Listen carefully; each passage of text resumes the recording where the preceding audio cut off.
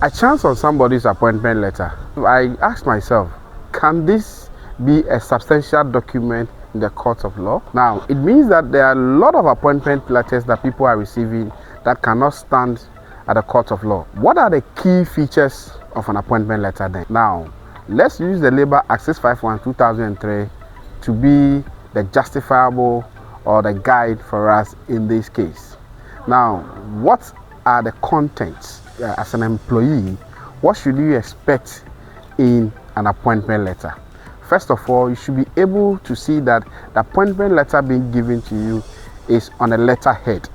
So once it's on a letterhead, you see the name of the company on it. The address of the company should be there. So you see the employer, that is the name of the company, and then you see the address of the employer, that is the address of the company. Then again, you should be able to see you, the employee, your name in the appointment letter. Your name should be there. Now, the position that you have been appointed into, you have to see your position over there. That is the job title. Then again, you should be able to see the salary or the remuneration that is being agreed on the appointment letter. Now, there should be a probation period also seen on the appointment letter. Don't forget that in our previous episode, or one of our episodes, you mentioned about probation period. So get that video and educate yourself about probation. And another point is that you should be able to see the hours of work in the appointment letter.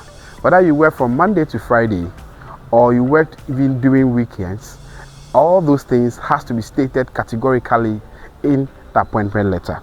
You also have to mention the holidays. If holidays are part of your working days, all those things have to be mentioned in the appointment letter. If you are to work in the holidays, then overtime period and all that has to be mentioned in the appointment letter. Another point is that now the condition relating to incapacity to work due to sickness or injury and the details of sick pay, if any, also must be seen in the appointment letter. Let's not also forget that we should be able to see a termination clause in the appointment letter. So the termination clause should be that if the employer wants to terminate the appointment, the clause has to be there. If the employee wants to terminate the appointment, that clause has to be there.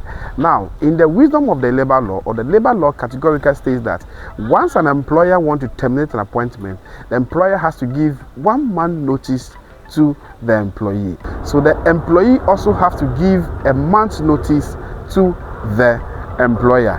Should the employee decide to terminate the appointment letter. If the company also has branches and then the possibility of you being transferred is in there, all those things have to be mentioned in the appointment letter. Another point that has to be seen is your medical opportunities or medical benefits that you also have to see in the appointment letter. Now, disciplinary measures also have to be mentioned in the appointment letter.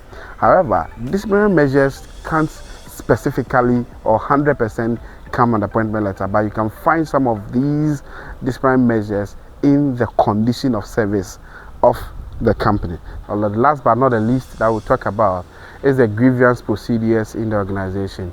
However, these grievance procedures can't categorically be mentioned in the appointment letter, but you see them specifically in the condition of service of the organization. Now, the last aspect you should see in the contract of employment or the contract document is that you should be able to get witnesses who sign. The employer should be able to sign, and the employee should be able to sign, and then witnesses should also sign to confirm the appointment. See you on our next episode. Bye bye.